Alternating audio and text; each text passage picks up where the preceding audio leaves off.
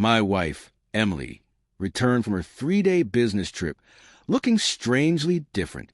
It wasn't the expensive perfume lingering on her clothes or the unusually bright smile she wore while dragging her suitcase through our front door.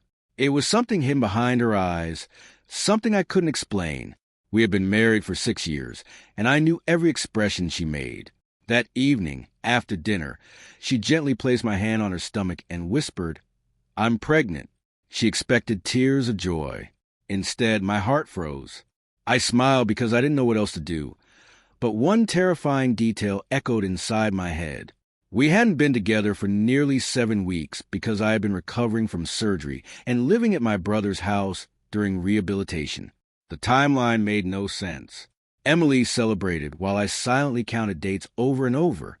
Maybe I had forgotten something. Maybe stress had clouded my memory.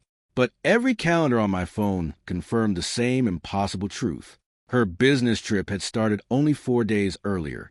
Yet according to her doctor, she was already several weeks pregnant. That night, I barely slept. Every time she rolled over beside me, I stared at the ceiling wondering whether the woman I trusted more than anyone had been living an entirely different life. I wanted to confront her immediately, but fear stopped me. I wasn't afraid of the answer. I was afraid that my marriage had already ended before I even asked the question. The following week became a nightmare of forced smiles and hidden suspicion. Emily constantly talked about baby names, nursery colors, and future vacations with our child. I nodded through every conversation while quietly gathering facts. I checked our shared credit card statements and noticed several restaurant charges during evenings when she claimed she had been working late. Then I found hotel parking receipts stuffed inside her work bag. She brushed them off as client meetings at conference centers, but every explanation sounded rehearsed. My instinct screamed that something terrible was hiding beneath her perfect stories. Yet without proof, I felt trapped between love and doubt, unable to breathe. One evening, I made a decision that changed everything. Instead of accusing her, I calmly packed a small suitcase while she was showering.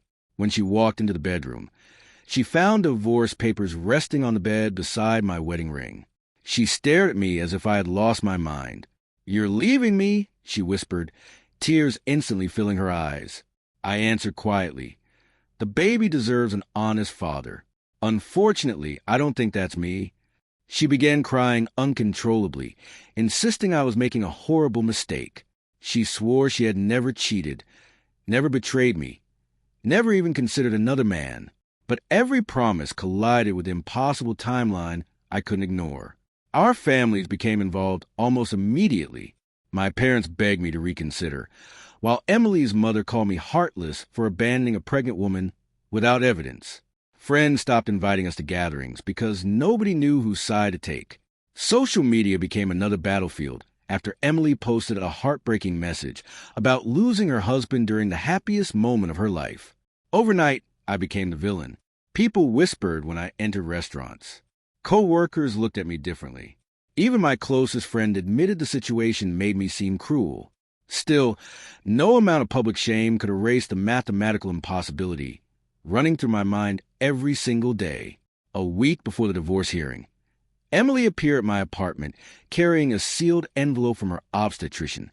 "Please," she begged, placing it on my kitchen table. "Read this before you throw our marriage away forever." I refused. I told her medical reports couldn't rewrite dates. She looked defeated, but left one final sentence before closing the door. "When the truth finally reaches you," she said softly, "I only hope it isn't too late." I watched her disappear down the hallway without opening the envelope.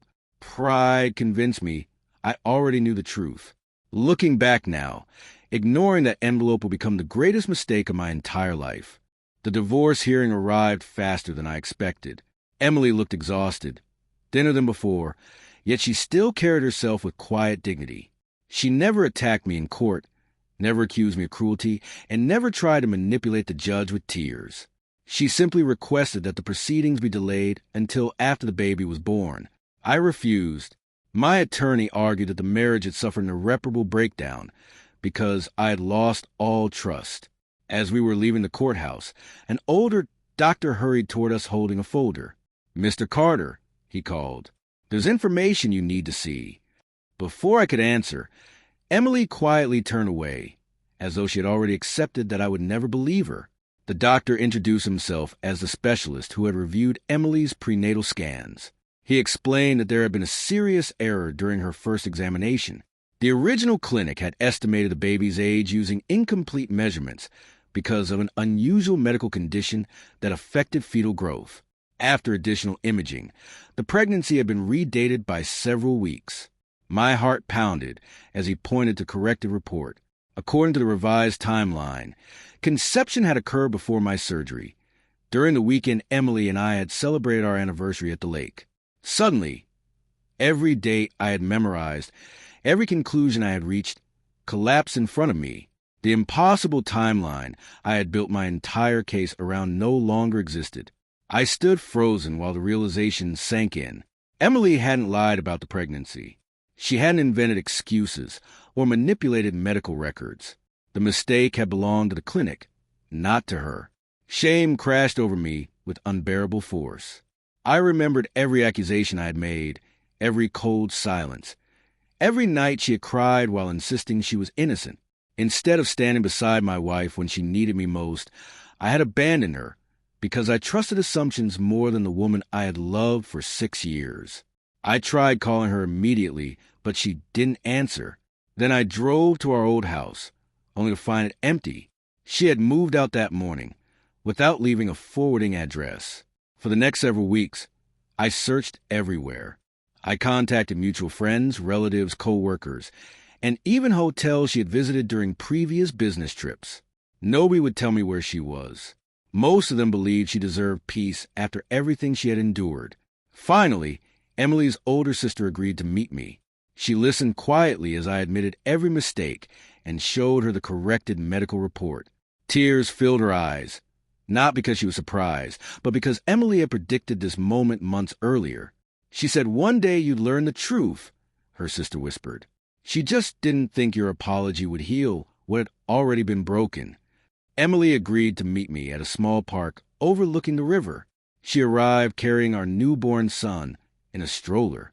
The moment I saw his tiny face, emotion overwhelmed me. He had my father's eyes and the same crooked smile from childhood photographs. Emily gently handed me the baby without saying a word. I held him carefully, realizing I had almost walked away from the greatest gift of my life. Through tears, I apologized for every accusation, every doubt, and every painful word. Emily listened quietly before speaking. "I forgave you weeks ago," she said softly. "But forgiveness doesn't erase the loneliness I felt when the person I trusted most stopped believing in me." The DNA test I had once demanded finally arrived a few days later. The results confirmed with absolute certainty that I was our son's biological father. Holding that report in my hands felt nothing like victory. Instead, it reminded me how easily fear can destroy love when trust disappears. Emily and I didn't rush back into marriage. We spent months rebuilding what had been shattered, one honest conversation at a time. Some wounds healed slowly, while others left permanent scars that reminded us how fragile relationships truly are. Looking back, I learned the hardest lesson in my life. Evidence matters, but so does patience. One mistaken timeline nearly cost me my wife, my son, and the family we had always dreamed of building together.